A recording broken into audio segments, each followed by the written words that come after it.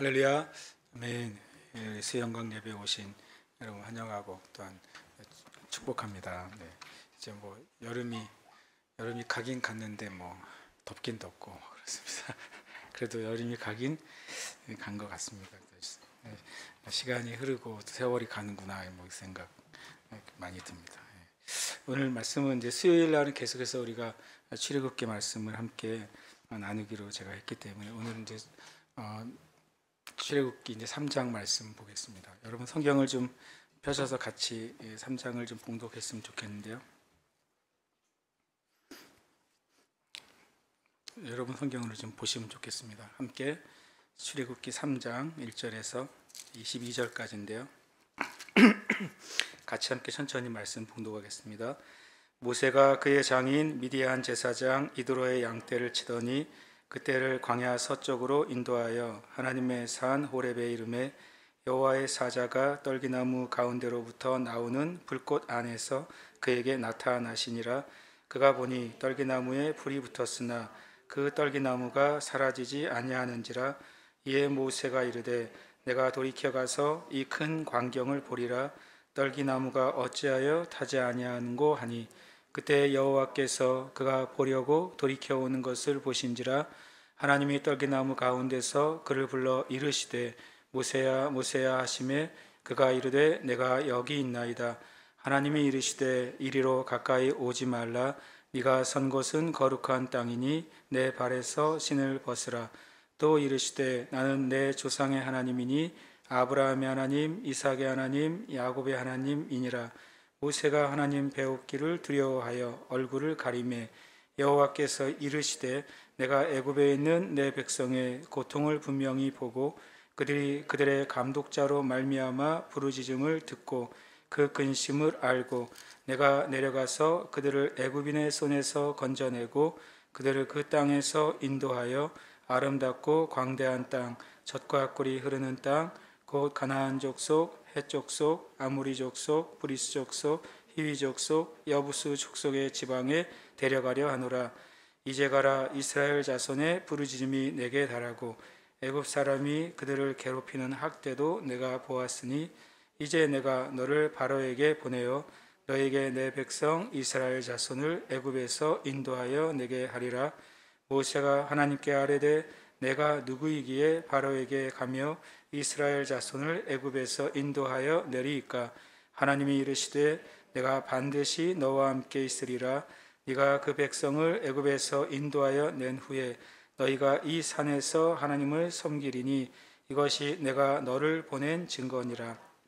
모세가 하나님께 아뢰되 내가 이스라엘 자손에게 가서 이르기를 너희의 조상의 하나님이 나를 너희에게 보내셨다 하면 그들이 내게 묻기를 그의 이름이 무엇이냐 하리니 내가 무엇이라고 그들에게 말하리이까. 하나님이 모세에게 이르시되 나는 스스로 있는 자이니라.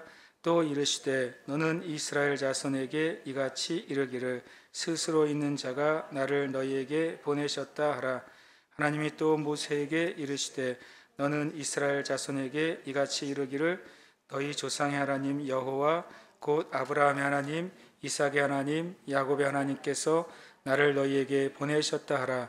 이는 나의 영원한 이름이요 대대로 기억할 나의 칭호니라.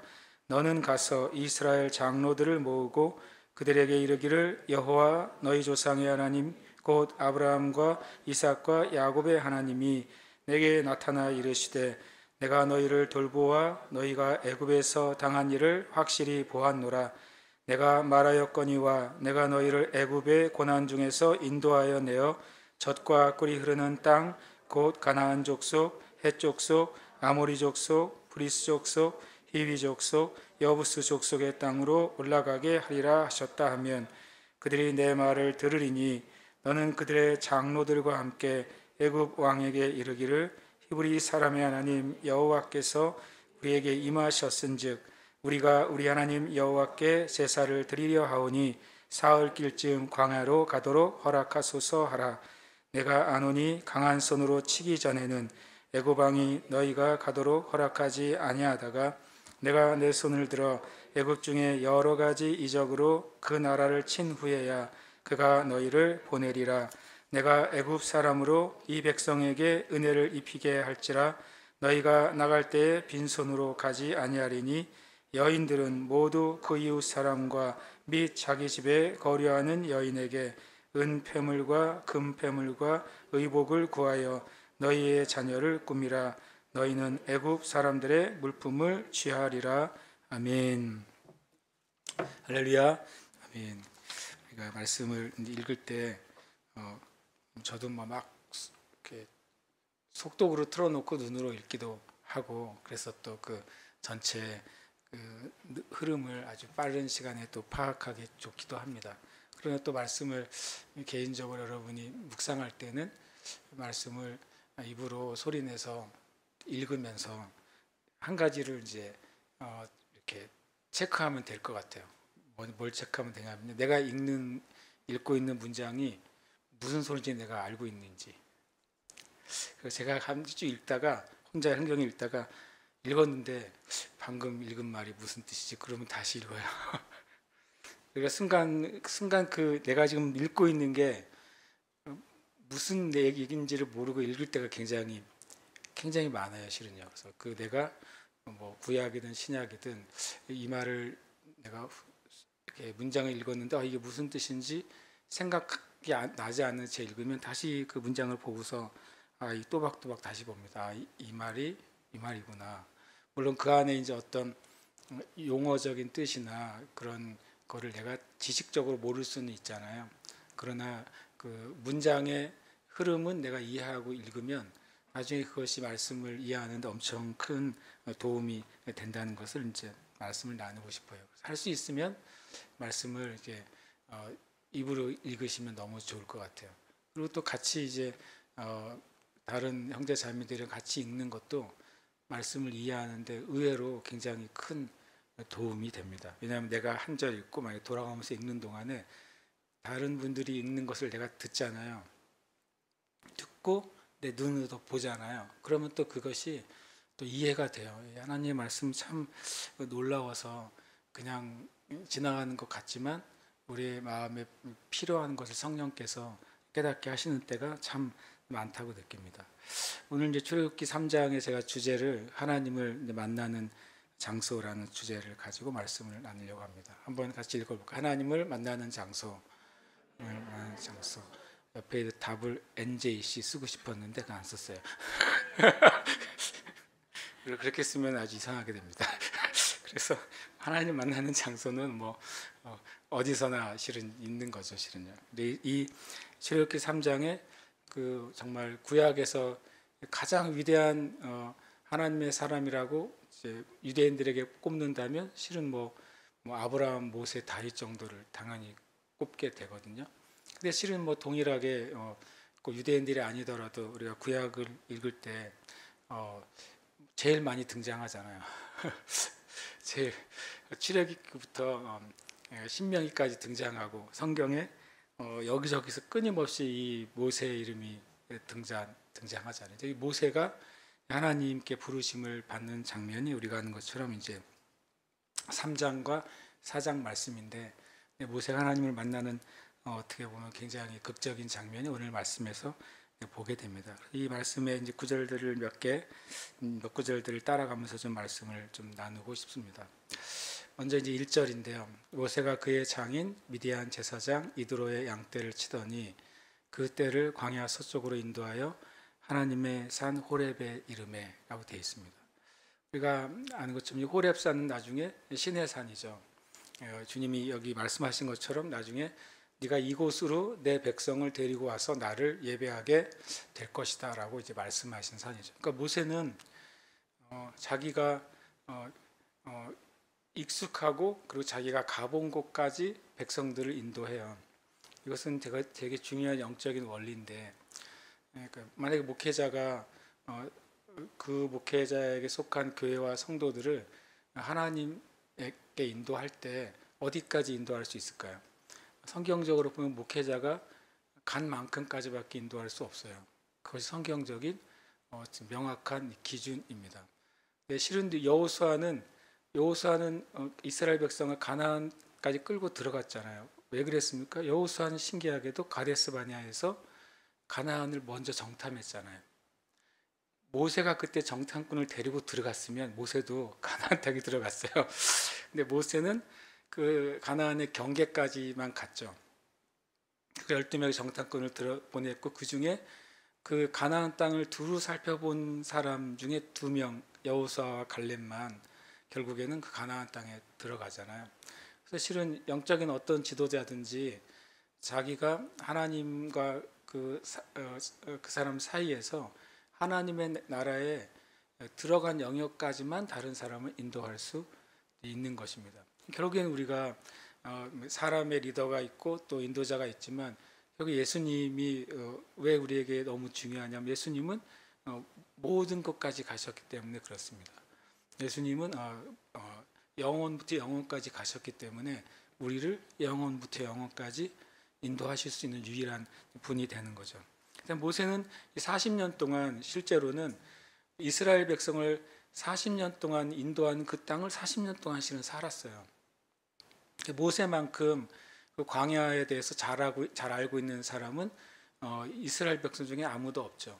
실제로 이스라엘 백성들이 출애굽한 다음에 대부분이 아니라 다 그 고센 땅밖에 살아보지를 못했잖아요. 모세만이 그 광야의 생활이 어떤 것인지를 알고 있었기 때문에 누가 봐도 하나님이 보실 때도 모세야말로 이스라엘 백성의 그 광야 생활 40년을 인도할 수 있는 정말 유일한 인물이죠, 실은요. 그렇게 주님이 이제 만나주셨다는 것을 알게 돼요. 그렇게 보면 여러분이 이렇게 생각하는 분들이 있어요. 도대체 나는 특별히 뭐 어떤 대단한 부르심이나 은사나 뭐도 없는데 자꾸 이제 목사님은 부르심을 위해서 기도해라, 그리고 주님을 위해 우리 삶을 드려야 된다라고 말할 때 가끔 그런 그 답답한 생각이 없으세요? 나는 별로 주님을 위해 할 게 솔직히 마음은 있어도 특별히 주님을 위해 할 게 없는데 라고 할 수 있어요. 우리가 때때로는요. 모든 사람이 뭐 신학교를 가야 되는 것도 아니고 모든 사람이 선교사 훈련을 받아야 되는 것도 아니잖아요. 근데 이 말씀을 제가 보다가 깨달은 것은, 우리의 삶이 하나님과의 관계 가운데 경험했던 그 자리까지 우리는 다른 사람들을 인도할 수가 있어요. 그건 참 하나님 안에서 놀라운 은혜죠. 내가 여러 가지 환경과 상황들을 통과하면서 지금까지 주님을 믿고 있잖아요. 여러분이 주님을 믿고 있다면 지금까지 내 살아온 삶 가운데 내가 어떤 면에서 믿음의 싸움을 싸워서 통과했던 그 자리, 다른 사람들을 그 자리까지 인도할 수 있는 거예요. 그것이 우리의 아주 어떻게 보면 명확한 부르심이기도 한 겁니다. 그래서 우리가 주님이 우리를 더 하나님의 나라에 더 먼 곳까지 이끄시고 구해야 되는 이유 중에 하나는 우리가 또 다른 사람을 거기까지 인도할 수 있기 때문에 그렇습니다. 지금 알고 보면 그것이 준비되는 것이죠. 모세는 이제 살인자로 도망을 갔잖아요.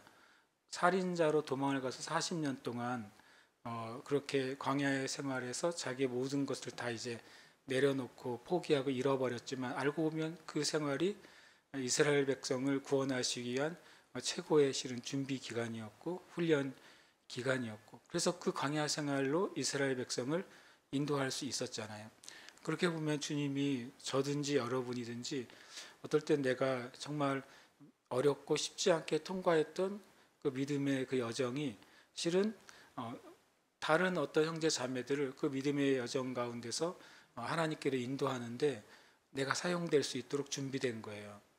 그럼 우리는 주님, 내가 주님께로 인도할 수 있는 그러한 영혼들을 만나게 해주세요 라고 기도할 필요가 있죠. 그럼 우리는 그 영혼들을 내가 통과하고 경험해서 주님께 나아갔던 그 자리로 우리는 인도할 수 있는 것입니다. 그것은 하나님 나라의 일종의 큰 축복이라고 저는 생각이 들어요. 하나님의 산 호렙이라는 단어는 원래 이제 히브리어는 호레브라고 되어 있어요. 근데 뜻이 은혜롭지가 않아요. 황무하다는 뜻이에요. 여러분 성지순례를 안 가더라도 호렙산, 시내산 사진 보세요. 거기 가면은 죽을 것 같아요. 우리나라 산이라도 돼야 개구리라도 잡아먹죠. 거기 올 것이 아무것도 없는 산이잖아요. 그냥 땡볕 안에 돌산 같은 곳. 그것이 호렙이고 그리고 시내산이잖아요. 근데 호렙이 산 하나를 말하는 건 아니에요. 그 호렙이라는 전체 산악지대를 말하고 있는 거죠. 그 호렙이라는 산악지대 안에 이제 시내산이 존재하는 거죠. 우리나라에도 뭐 설악산 딱 하나가 아니죠. 설악산이라고 일컬어진 설악산 국립공원 안에 실은 수백 개의 봉우리들이 있는 것처럼 호렙이 그런 형태입니다. 거대한 황무한 지역이죠. 이 말씀을 묵상할 때 하나님이 이 황무한 곳에서 모세를 만나 주셨구나 하는 생각을 갖게 됐어요. 하나님이 아무것도 없는 곳에서 주님을 만나 주셨다.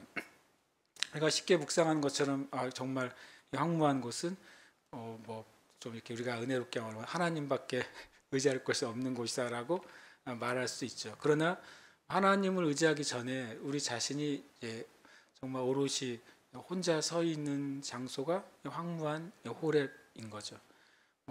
혼자 이제 외톨이로 있어야지만 황무한 장소가 아니라 우리의 삶의 여건들이 정말 하나님의 은혜가 아니면 안 되는 여건들이 우리에게 많이 펼쳐져 있고 그것이 실은 우리가 호렙이 되는 것입니다. 그런데 이 호렙에 별명을 하나 붙였잖아요. 이 말씀에 뭐라고 되어 있습니까?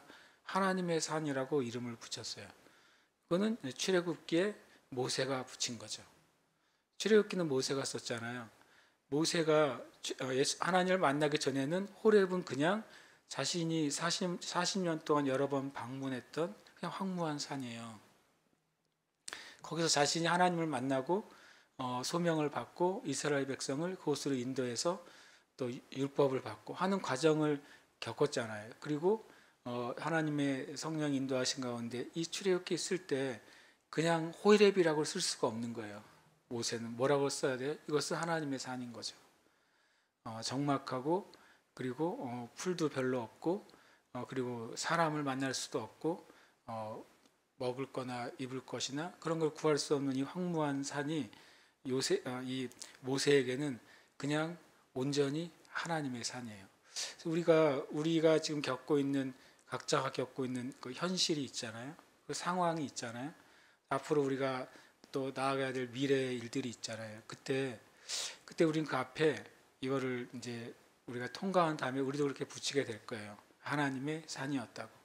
내가 지나간 그리고 또 앞으로 지나갈 것은 다 지나가는 것을 하나님의 산이었다고 고백하는 순간 우리는 앞으로 있을 그 장소도 우리는 뭐라고 고백할 수 있습니까? 그것은 하나님의 산이다 라고 우리는 믿음으로 고백할 수 있는 줄 압니다. 그래서 여러분과 제가 내가 지금 서 있는 이 환경과 상황과 조건이 이것은 하나님의 산이지 하나님을 만나는 장소지 이렇게 고백하시길 축복합니다. 근데 이제 제가 보니까 성경에도 이렇게 광야 가운데 호렙이 이제 황무하다는 뜻이잖아요. 황무한 광야예요. 광야에서 하나님 만나시는 일들이 있다는 사실을 이제 생각하게 됐어요. 누가복음 3장 1절 2절 전 이 말씀 되게 좋아하는데요. 제가 그냥 쭉 읽어볼 테니까 이 사람들이 어떤 사람들이 보시면 돼요. 디베리오 황제가 통치한 지 15해 곧 본디오 빌라도가 유대의 총독으로 헤롯이 갈릴리의 분봉왕으로 그 동생 빌립이 이두레와 드라고니 지방의 분봉왕으로 루사니아가 아빌레네의 분봉왕으로 안나스와 가야바가 대제사장으로 있을 때 이 앞에 1절과 2절의 초반부는 정치적이고 종교적인 세상의 권력자들의 이름이 줄줄줄 나열되어 있어요. 역사적인 배경이죠. 예수님이 살고 계셨던 그 땅에 역사적인 배경이에요. 그래서 누가복음 3장 1절과 2절은 성경이 실제 역사의 사건이었다는 것을 너무나도 잘 말해줘요. 왜냐하면 실제 로마의 역사에 디베리오가 있고 빌라도가 있고 헤롯이 있고 이스라엘 역사 안에 안나스와 가야바가 있으니까 다 그들이 동시대에 살았던 정치적이고 그리고 또 종교적인 지도자들이었으니까 명확한 것이죠. 그리고 한번 보면 그들이 살았던 장소는 황제는 황궁에서 살았을 것이고 빌라도도 당연히 자기가 있는 궁에서 살았죠. 헤롯도 마찬가지고 그리고 이제 안나스와 가야바는 성전에서 권세를 가지고 있었죠. 근데 그럴 때 그들의 이름과 그들이 사는 처소가 있잖아요. 그때 한 사람이 있어요. 그 사람은 요한인데 그 사람이 있는 처소는 빈 들인 거예요. 바로 호렙인 것이죠. 황무한 곳인 것입니다. 거기에 하나님의 말씀이 황제에게 임한 게 아니라, 황제에게 하나님 말씀이 임했으면 로마 법을 바꾸면 되지 않을까요? 내일부터 로마의 신은 예수 그리스도다. 그러면 엄청 쉬울 것 같은데, 그렇게 하나님이 하시지 않고 또 빌라도에게 또 주님의 말씀이 임했으면 유대 땅을 또 바꿀 수 있지 않을까요? 헤롯이나 빌립이나 루사니아에게 하나님의 말씀이 임했다면 팔레스타인 지역이 빨리 하나님의 백성이 되지 않았을까? 우리의 생각에 그럴 여지도 있지 않을까 싶어요. 안나스와 가야바, 이 정말 종교적인 외식하는 종교 지도자들이 하나님의 말씀을 받았다면 성전이 더 거룩하게 되고 유대인들이, 이스라엘 백성들이 주님께로 돌아오지 않았을까?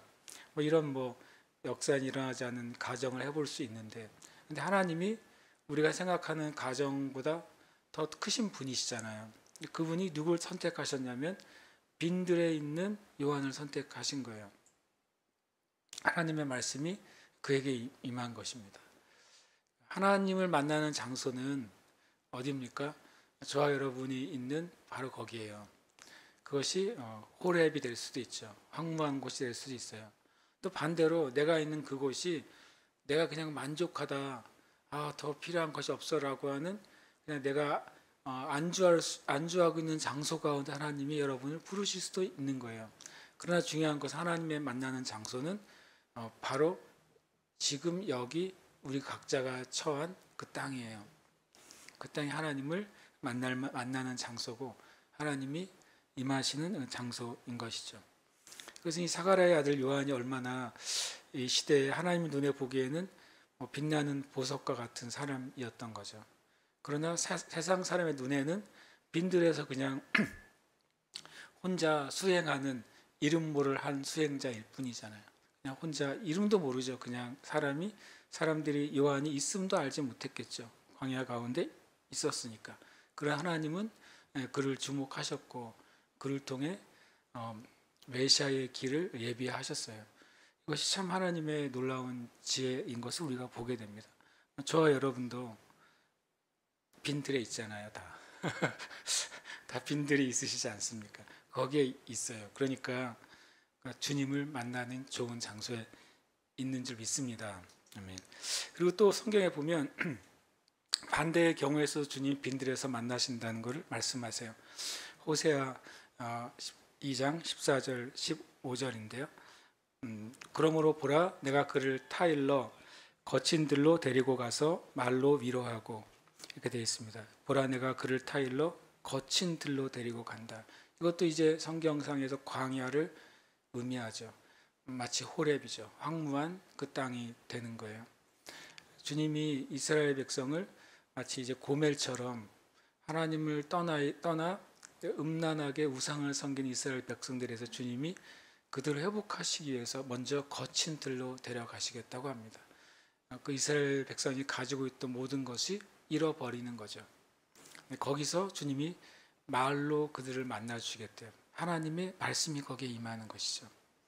다 잃어버리고 그리고 빼앗기고 그리고 소망이 없는 그 이스라엘 백성들에게 주님이 거친 들에서 주님의 말씀으로 임하시겠다. 그리고 거기서 비로소 그의 포도원을 그에게 주고 악을 골짜기로 소망의 문을 삼아 주겠다. 그 거친 들이 포도원으로 바뀌겠다고 말씀하시는 거예요. 그 거친 들이 소망의 자리가 되게 하겠다라고 말씀하세요. 여기서도 주님이 그 거친 들에서, 그 호렙에서, 황무한 곳에서 주님을 만날 수 있다고 말씀하십니다. 우리가 긍정적이든 부정적이든 우리가 있는 거친 들은 주님을 만나기에 너무나도 좋은 장소다. 그것을 믿음으로 믿으시길 축복합니다. 그리고 2절에 이제 하나님을 만나는 상황이에요. 여호와의 사자가 떨기나무 가운데로부터 나오는 불꽃 안에서 그에게 나타나시니라. 참 우리가 출애굽기 3장 2절을 읽으면서 출애굽기 얘기를 할 때 계속 하나님이 모세를 만나셨다라는 말을 우리가 쉽게 합니다. 그 말은 또 진리예요. 하나님이 만나셨어요.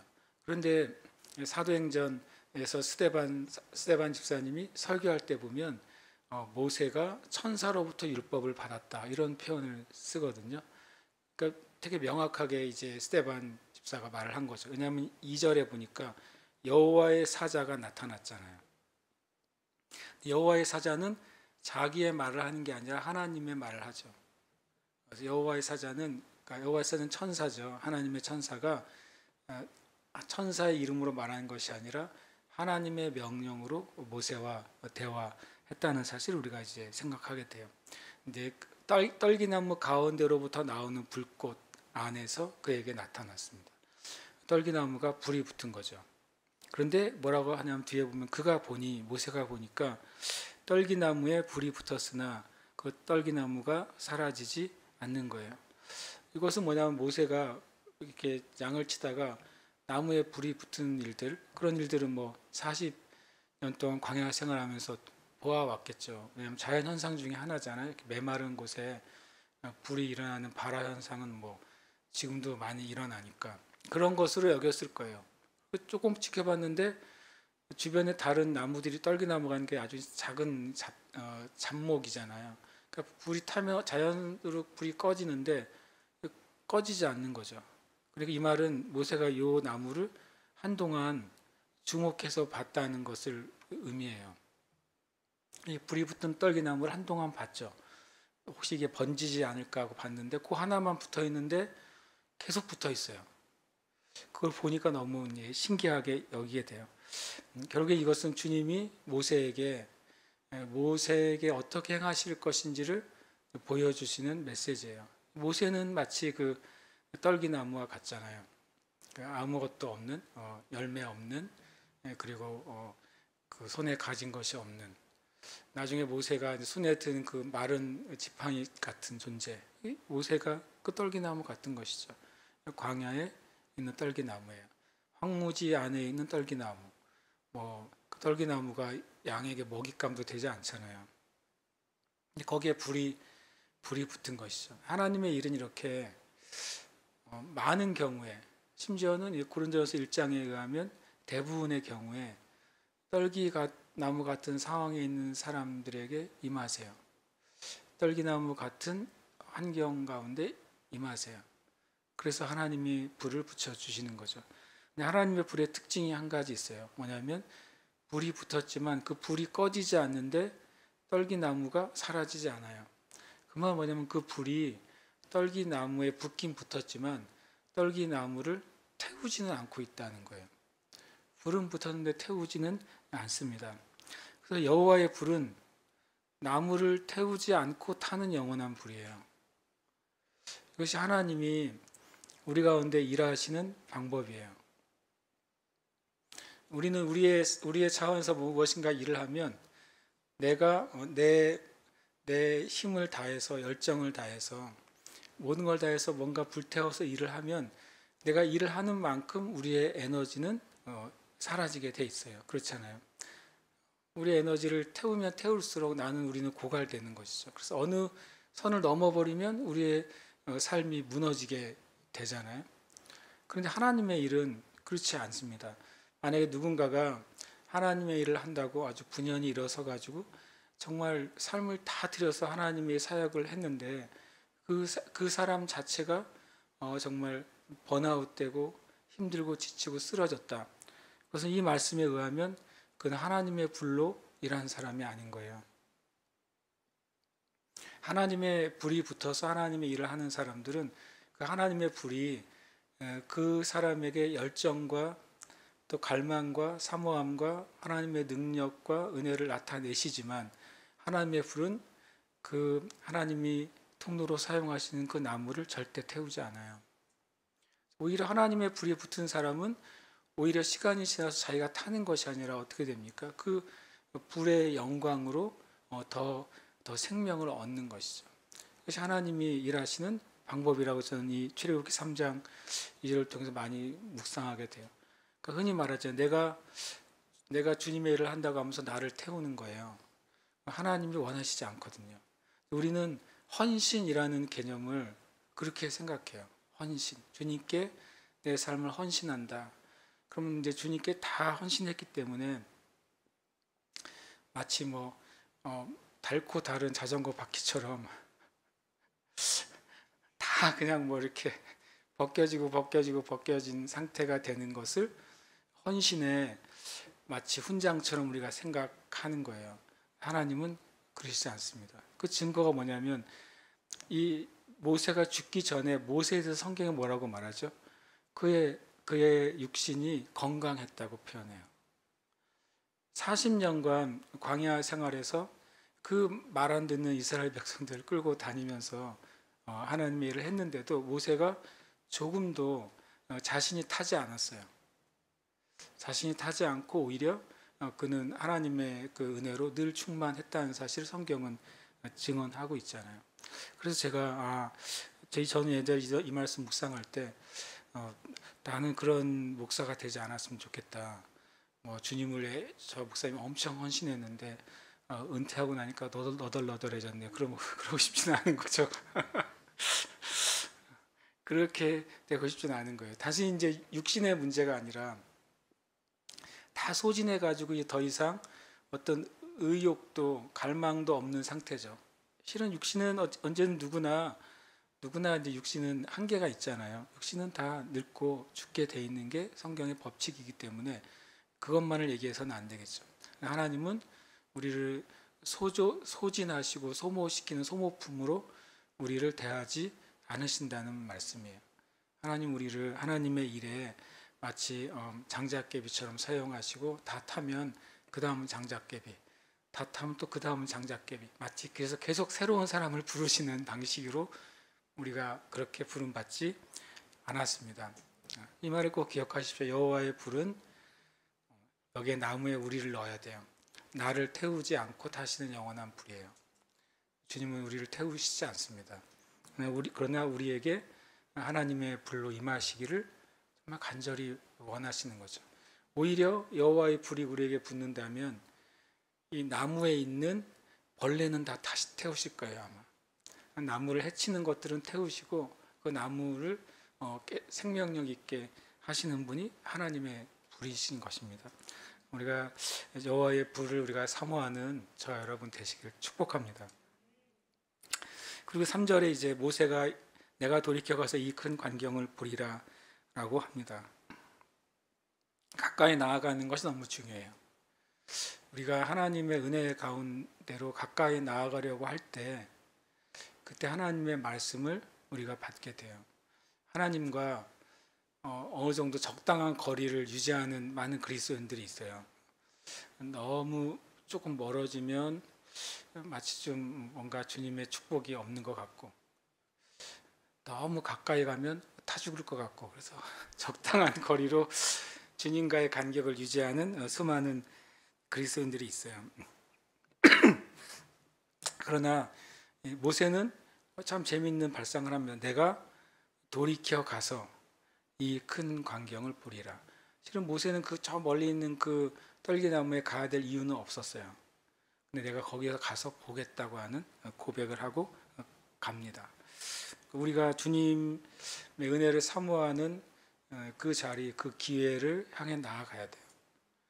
그리고 여러분 자신도 돌이켜라고 했으니까 분명히 모세는 이 양떼들을 두고 홀로 올라간 것이죠. 우리의 삶 가운데 하나님께로 나아가는 그 시간과 하나님께로 나아가는 그 주님과의 만남의 자리가 없으면 그러면 주님의 음성을 우리가 받을 기회가 없는 것이죠. 그래서 여러분이 우리가 신앙생활의 기본적으로는 하나님께 예배하는 그 시간이 주님께 가까이 나아가는 시간이죠. 그리고 또 우리가 주님 앞에 기도하는 시간, 또 하나님의 말씀 앞에 나아가는 시간이 돌이켜 가서 이 큰 광경을 보는 것입니다.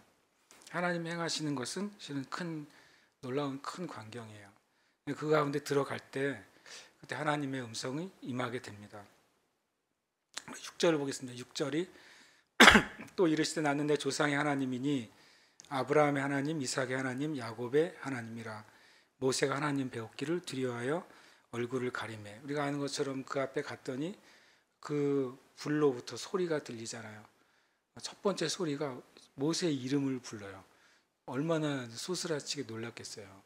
그 광야 가운데 타지 않는 나무에 붙은 불로부터 소리가 나오는데 그 소리가 자기의 이름을 부르는 소리예요. 아마 정말 정말 놀랐을 것 같아요. 모세가 40년 동안 잃어버렸던 이름이잖아요. 40년 동안 잃어버렸던 이름을 자기도 굳이 생각하지 않았던 이름. 모세는 누가 지어줬습니까? 애굽 공주가 지어준 이름이잖아요. 그 이름, 그 애굽을 지금 피해서 애굽을 떠나서 40년간 살아왔는데 주님이 다시 요즘 말로 하면 다시 과거를 소환하신 거죠. 과거를 소환하세요. 그래서 우리가 잃어버렸던 그 자리로부터 다시 시작하게 하시는 거죠. 우리가 포기했던 그 자리로부터 다시 시작하게 하시는 거예요. 우리가 무엇인가 꺾였던 그 자리로부터 주님은 다시 시작하게 하시는데 이제는 다른 방향으로 우리를 이끄시는 것이죠. 그때 모세가 하나님 배웠기를 두려워해서 얼굴을 가립니다. 실은 우리가 진짜 하나님의 임재를 만날 때 우리에게 있는 우리의 영의 첫 번째 반응은 경외감이에요. 경외감이 첫 번째 반응, 두려움과 경외감이죠. 그것은 하나님이 우리에게 임하셨다고 하는 아주 우리의 영혼이 느끼는 아주 자연스러운 감각입니다. 저는 우리가 주님 앞에 나아갈 때 그 하나님 앞에 경외감이 우리 안에 깊이 경험되길 축복해요. 이 경외감을 한번 경험하고 나면 우리가 우리의 삶 가운데 할 수 없는 일들이 생기는 거예요. 그 놀라운 하나님의 그 크심을 경험했는데 내가 작은 것에 놀랄 수가 없잖아요. 작은 것에 내 마음을 뺏길 수가 없는 거예요. 너무 크고 위대한 것을 봐버렸기 때문에 그 다음 것들은 누가 아무리 가져놔도 그 크신 하나님에 비교하면 정말 점도 안 되잖아요.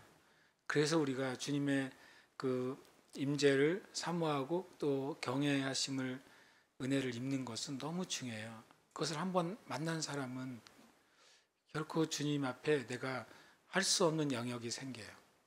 그리고 내가 손댈 수 없는 영역이 생기는 거예요. 저는 저와 여러분이 이 교회 전체가 하나님의 경외감을 안으로 깊이 들어가기를 축복해요. 그래서 우리 이 교회가 할 수 없는 일이 생겨야 돼요. 뭡니까? 할 수 없는 일이 진리가 아닌 것을 따를 수가 없는 거죠. 하나님이 하라고 하신 것이 아닌 것을 행할 수가 없는 거예요. 왜냐하면 너무 크고 너무 위대하고 말로 형언할 수 없는 그분을 만나버렸기 때문에 그래요. 그분을 만나버렸기 때문에 그 나머지는 다 작은 거예요. 다 작은 것이고 참 가치 없다가 아니라 그 하나님에 비한다면 이 땅에 그것이 참 너무나도 작구나. 그래서 보잘것이 없구나. 네, 이것을 주님이 나에게 주시고 살게 하시지만 나의 진짜 영원한 그 목적이 하나님이라는 사실을 알게 되는 것이죠. 그것은 설명으로 되겠습니까? 만약에 아무리 높은 빌딩에 설명을 하고 몇 미터 얼마나 높은지 설명을 해도 우리가 실제로 가서 보는 거하고는 비교할 수가 없잖아요. 하소들이 저한테 롯데타워가 어땠는지 설명을 해도 저는 안 가봤기 때문에 몰라요. 그 위에 올라가 보지 않았기 때문에 그걸 못 느끼잖아요. 그래서 우리는 이것은 지식이 아니라 하나님을 만나는 것은 지식이 아니라 우리가 주님이 만나는 그 영적인 경험이 있어야 돼요. 우리 교회가 그 놀라운 은혜 가운데 더 들어가게 될 줄 믿습니다. 형제자매들 한 사람 한 사람이 그 놀라우신 하나님의 그 임재 가운데서 그 경외함의 은혜를 경험하게 될 줄 믿습니다. 아멘. 그래서 여호와의 임재는 항상 경외감을 가져옵니다. 이것이 공식이에요, 실은요.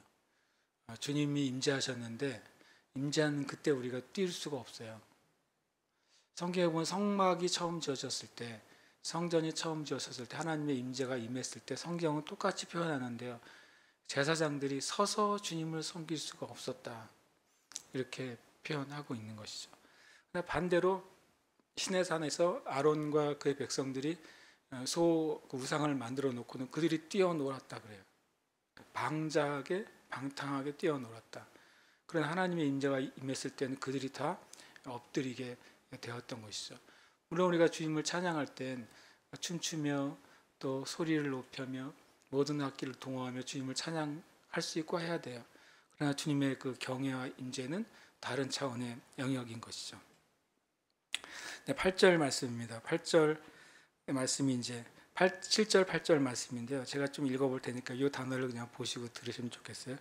여호와께서 내가 애굽에 있는 내 백성의 고통을 분명히 보고 그들이 그들의 감독자로 말미암아 부르짖음을 듣고 그 근심을 알고 내가 내려가서 그들을 애굽인의 손에서 건져내고 그들을 그 땅에서 인도하여 아름답고 광대한 땅, 젖과 꿀이 흐르는 땅, 곧 가나안 족속, 헷 족속, 아모리 족속, 브리스 족속, 히위 족속, 여부수 족속의 지방에 데려가려 하노라. 주어는 내가입니다. 내가예요. 하나님의 의지죠. 하나님이 구원하시는 하나님의 구원 안에는 다 하나님이 하시는 겁니다. 하나님이 보고 계시고 부르짖음을 들으시고 그것을 알고 내려오시죠. 내려오시고 건져내시고 인도하셔서 주님의 땅으로 옮겨주시는 거예요. 그것이 하나님의 구원입니다. 이것은 이제 창세기부터 계시록까지 하나님은 이 일을 우리에게 행하신 거죠. 또 구원의 역사 큰 틀에 보면 바로 주님이 이 땅에 내려오셔서 이 구원을 완성하신 것이죠. 우리는 7절, 8절을 좀 눈으로 가만히 묵상할 필요가 있다고 생각해요. 주님이 나의 고통을 분명히 보고 계시다. 나의 기도를 듣고 계시다. 그리고 내가 다 표현할 수 없는 내 마음에 있는 그 어떤 것을 알고 계시다. 그리고 내가 기도할 때 주님은 그냥 멀리서 보고만 계신 분이 아니라 나에게 임하시고 나를 이 문제와 상황과 싸움으로부터 건져내시고 거기서 그냥 건져내시고 그 자리에 두시는 것이 아니라 완전히 다른 삶으로 우리를 이끌어 가시는 하나님이시다. 그것을 우리가 묵상하게 되기를 축복합니다. 성경 말씀 가운데 중요한 그 단어가 있다면 그 동사예요. 동사가 참 중요합니다. 예를 들어서 사랑이란 단어를 우리는 그 명사처럼 쓰잖아요.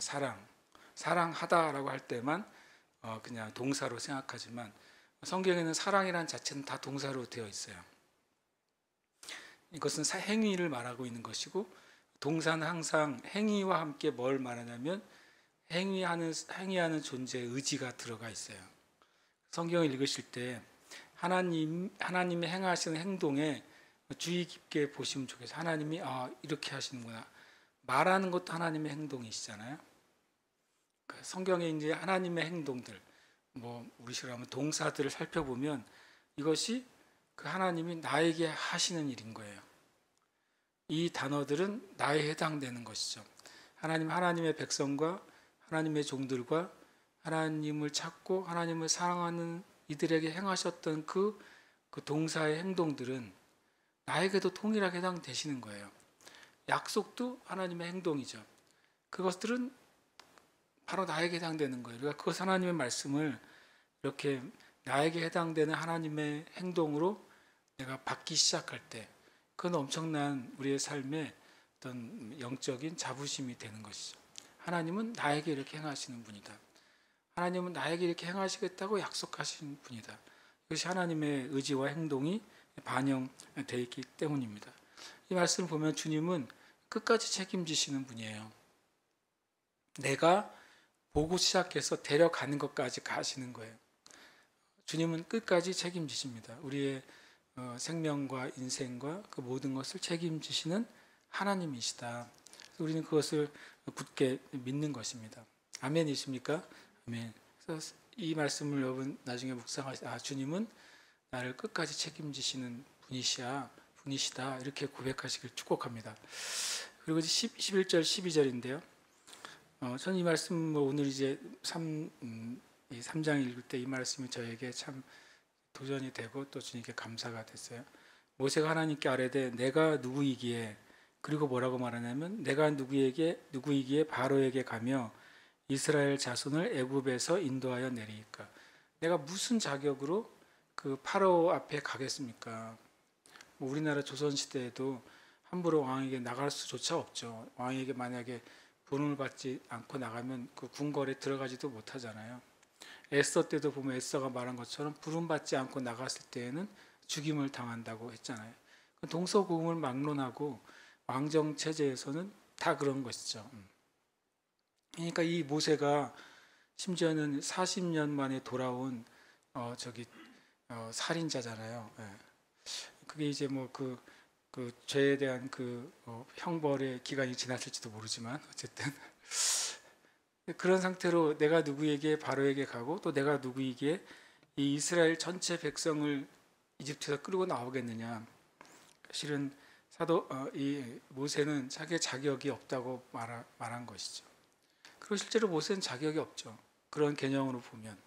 그런데 하나님은 뭐라고 말씀하시냐면 내가 반드시 너와 함께 있으리라. 이것이 내가 너를 보낸 증거라고 그래요. 그러니까 우리는 우리 스스로의 자격이나 다른 사람들에게 주어진 자격, 그것으로 하나님의 일에 참여하거나 또 하나님의 일에 세워지지 않습니다. 제가 최근에 어느 교회 목사님이 이제 은퇴하시게 돼서 새로운 이제 목사님을 다시 이제 청빙하게 됐답니다. 그래서 그냥 우연히 지나가다가 이제 그 청빙하시는 일은 잘 되시냐 그랬더니 잘 된대요.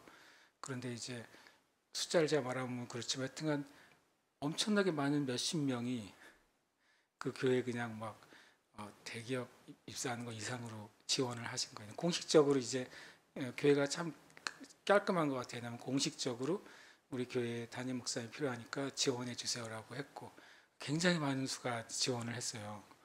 제가 숫자를 보고 깜짝 놀랐는데, 그런데 그 다음 말이 더 재밌었어요. 그 목사님이. 그런데 그 목사 전부 다 박사학위 소지자야 그러더라고요.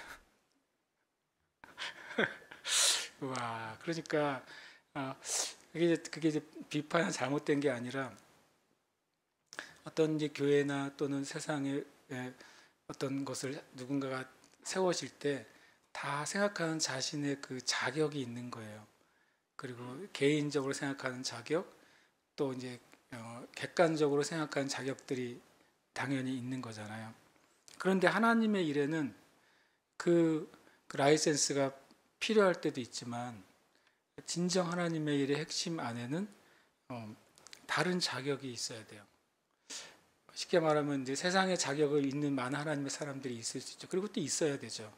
하나님의 사람들이 모든 영역에 실은 많은 전문가들이 필요하고 훈련된 사람들이 필요해요. 그런데 하나님의 일을 할 수 있는 자격은 그런 겉으로 보이는 어떤 자격이 아니라 뭐냐면 딱 앞에 있는 세 단어예요. 너와 함께 있으리라. 이게 증거라 그랬어요. 그러니까 모세의 자격은요, 하나님이 함께 있는 거였어요. 그리고 함께 있는 것에 대한 증거가 나타나는 거였어요. 모세가 무슨 자격으로 왔느냐, 나중에 보시면 우리가 알겠지만 이스라엘 장로들이 네가 무슨 자격으로 왔냐 그러면 하나님이 그 장로들에게 뭔가를 보여주라 그래요. 너의 손을 넣었다 빼라. 그렇게 말하죠. 손을 넣었다 빼면 문둥병 들었다가 없어지잖아요. 그러다 안 믿으면 어떻게 하라고 그래요? 물을 떠다가 부어라. 그러면 피가 될 거다. 그러니까 하나님이 모세와 함께 하신다는 증거가 하나님이 모세를 보낸 자격인 거예요. 그럼 우리가 각자 우리 삶 가운데 운전면허도 자격이잖아요. 수많은 우리 자격들을 가지고 사는 것입니다. 그리고 그것을 통해 하나님을 섬기고 이 땅을 또 섬기는 거죠. 그런데 진정한 자격은 뭐냐면, 진정한 내적인 자격은 하나님이 함께 하시는 거예요. 실은 어떤 면에서는 이것이 하나님 나라의 유일한 자격이죠. 하나님이 함께 하시고 하나님이 함께 하시는 증거가 나의 삶에 나타나는 거예요. 요셉은 총리의 자격이 없잖아요. 요셉은 총리로서의 그 당시 있는 애굽에 자격이 들 수가 없을 것입니다. 어떤 것도요. 근데 요셉이 한 가지 자격이 있었는데요. 바로가 말합니다. 너 안에는 하나님의 영이 있다는 거예요. 누가 너와 같은 사람을 찾겠느냐, 어디서, 이렇게 말했어요. 이것이 요셉의 총리의 자격이었어요. 신기하게도. 그 하나님은 그래서 요셉을 높이신 것이죠. 그래서 우리 하나님 나라의 자격은 우리의 세상에 어떤 것 위에 하나님이 함께 있는 것. 놀랍게도 하나님이 함께 있으려면 어떻게 해야 돼요, 우리가요? 전에 그 말씀 드렸잖아요. 예수님의 이름이 구약에서 이사야서에서 예수님의 이름을 뭐라고 말해줘 줬습니까? 임마누엘이라고 가르쳐 줬잖아요. 그 이름을 임마누엘이라 하리라.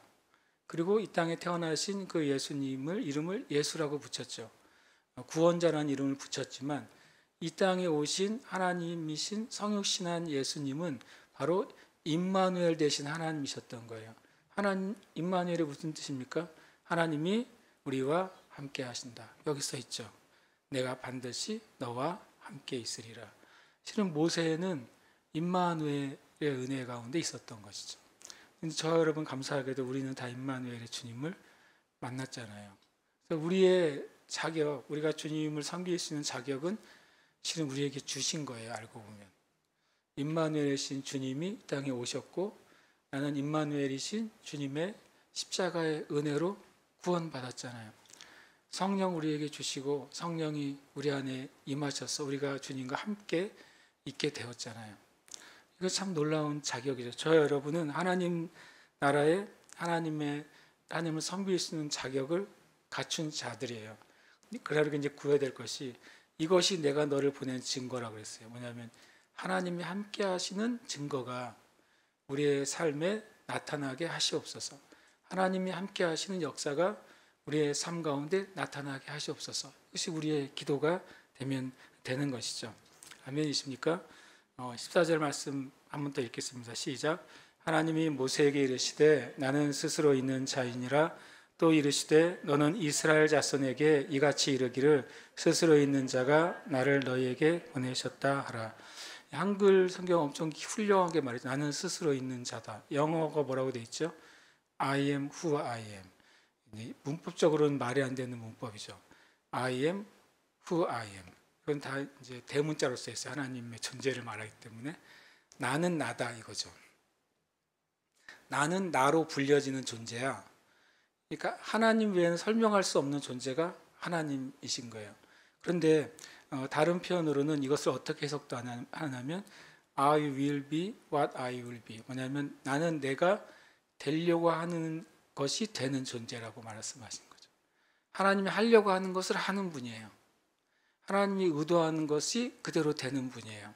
이것은 참 놀라운 은혜인 거죠. I am who I am은 하나님은 스스로 존재하는 분이신 것을 우리에게 가르쳐줘요.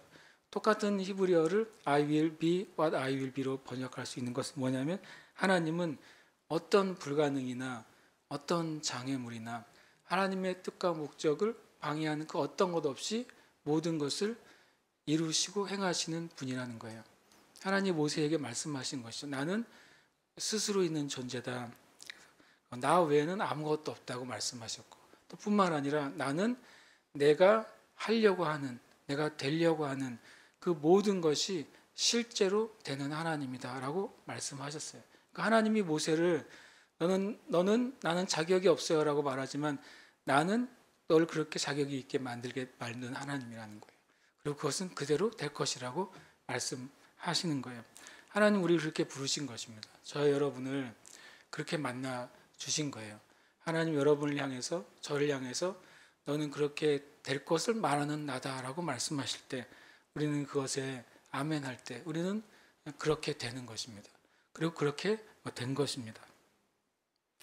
이제 마지막 이제 말씀드린데요. 6절에 보면 아브라함의 하나님, 이삭의 하나님, 야곱의 하나님이다라고 하나님 자신을 소개하세요. 또 15절에 보면 모세에게 또 말합니다. 나는 아브라함의 하나님, 이삭의 하나님, 야곱의 하나님께서 말씀하시는 거라고 말해라. 곧장 16절에 또 가서 너는 장로들에게 나는 아브라함과 이삭과 야곱의 하나님인데 너에게 나타났다고 말하라 라고 말씀하시는 하십니다. 주님이 이것을 계속 반복해서 말씀하세요. 이것은 뭐냐면 하나님은 전에 없다가 생긴 신이 아니라는 거예요. 과거부터 계속해서 말씀하셨고 과거부터 계속해서 역사하신 그 한 하나님, 다른 종류의 신도 없고 다른 종류의 방법도 없다. 오직 하나님만이 유일하게 하나님의 백성들을 이끄시는 분이라는 말씀을 하십니다. 20절, 19, 20절 함께 읽어보겠습니다. 시작. 내가 아노니 강한 손으로 치기 전에는 애굽 왕이 너희가 가도록 허락하지 아니하다가 내가 내 손을 들어 애굽 중에 여러 가지 이적으로 그 나라를 친 후에야 그가 너희를 보내리라. 아멘. 하나님의 구원은 사람과 사이에 의논이나 지식이나 어떤 서로 협상하거나 그것으로 하나님의 구원이 성취되지 않고요. 하나님의 강한 손을 통해서 성취됩니다. 이 출애굽할 때 하나님의 강한 손이 애굽의 그 신들을 치심으로 출애굽시키셨어요.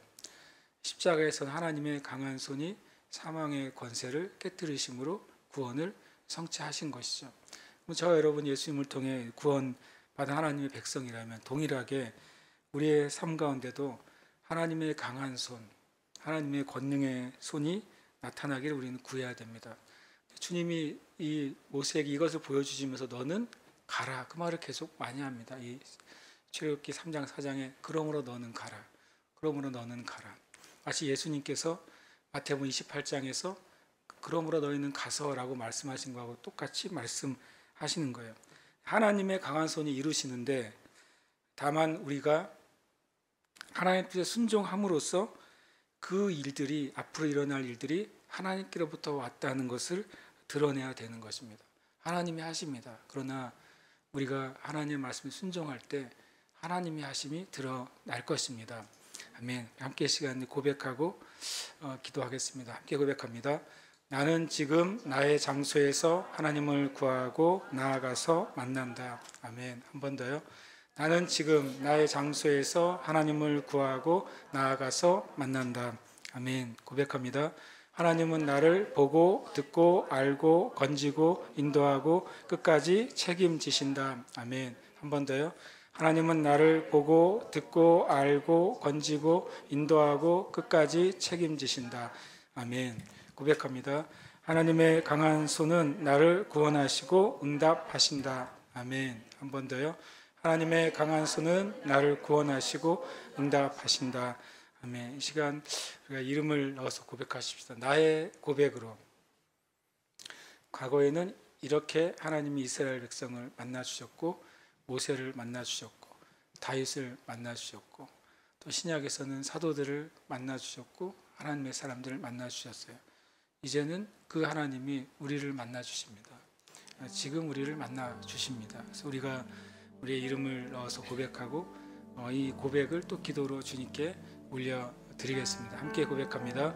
고흥령은 지금 고흥령의 장소에서 하나님을 구하고 나아가서 만난다. 하나님은 고흥령을 보고 듣고 알고 건지고 인도하고 끝까지 책임지신다. 하나님의 강한 손은 고흥령을 구원하시고 응답하신다. 아멘. 아멘. 주님 감사합니다. 주님이 어떤 분이십니까? 하나님이 어떤 하나님이십니까? 주님, 나는 너희를 사랑하는 아버지라고 말씀하셨습니다. 사랑하는 아버지이십니다. 주님, 우리를 창조하신 하나님이시며 구원하신 하나님이시며 우리를 사랑하는 아버지이십니다. 아버지의 사랑 안에 거하게 해주시옵소서. 아버지의 사랑 안에 거하게 하시옵소서. 하나님 아버지가 나를 사랑하시는 그 은혜 안에 거하게 하시옵소서. 아버지가 나를 사랑하시며 포기하지 않으시며 놓지 아니하심을 고백합니다. 하나님 아버지 나를 사랑하시며 나를 구원하시며 나를 인도하심을 고백합니다.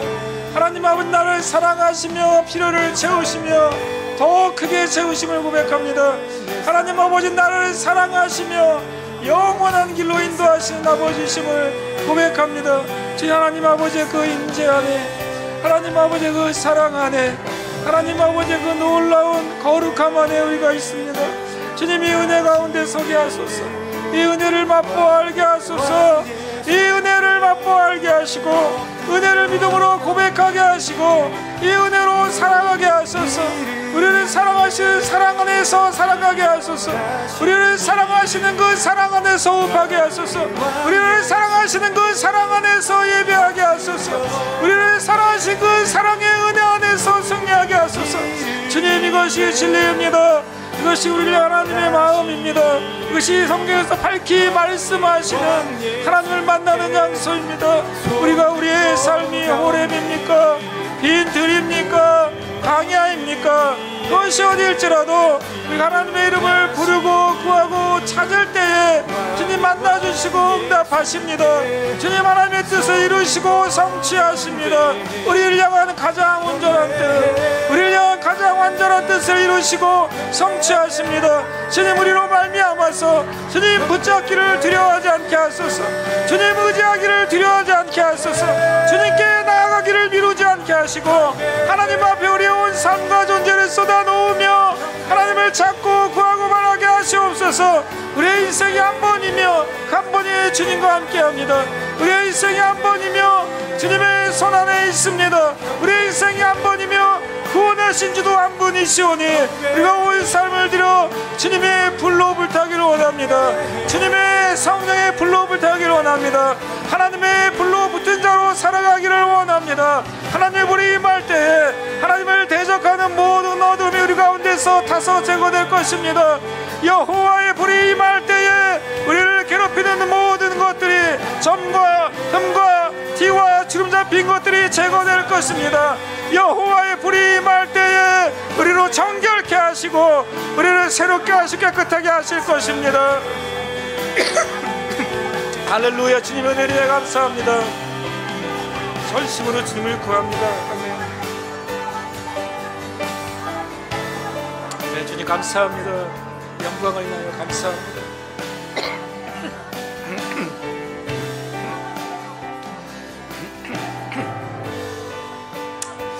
주님 감사합니다. 메네설레바라고 말하겠어. 하나님, 우리가 하나님 만날 때가 언제입니까? 하나님을 만날 수 있는 장소가 언제입니까? 주님, 빈 들에서, 광야에서, 황무한 호렙에서 하나님 거기서도 만나 주십니다. 그뿐만 아니라 언제든지 우리를 만나 주십니다. 우리가 주님을 구하고 찾고 주님을 인식하는 그 자리에서 만나 주십니다. 주님, 그 은혜가 예수 그리스도 안에서 우리에게 주어졌습니다. 언제든지 주님께 나아갈 수 있는 은혜, 예수 그리스도의 그 산 길의 은혜가 우리에게 주어졌습니다. 우리로 뒤로 물러가지 않게 하시옵소서. 담대하게 은혜의 보좌 앞에 나아가게 하시고 하나님의 그 은혜 가운데 머물게 하시고 하나님이 약속하시는 것들을 받게 하여 주시옵소서. 오늘도 이 은혜가 우리 이끌어 주시니 감사합니다. 이 밤에 각자의 처소 가운데서 모세가 여호와의 불을 만나는 것처럼 이 밤에 여호와의 불이 우리 각자의 처소 가운데 붙게 하시고 이 밤에 여호와의 불이 각자의 그 심지 가운데 붙게 하시옵소서. 우리를 태우지 않으시고 영원히 타시는 그 불 안에 행할 수 있도록 역사하여 주시옵소서. 주님께 감사드리고 찬양을 올려드립니다. 이제는 우리 주 예수 그리스도의 은혜와 살아계신 하나님 아버지의 놀라우신 사랑하심과 성령님의 교통하시고 충만하게 베푸시는 은총이 온 교회와 성도들 위해 또 이 시간에 함께 예배하며 기도하고 주님을 만나는 은혜 가운데 있는 모든 형제 자매들 위해 이제로부터 영원토록 함께 있을지어다. 아멘.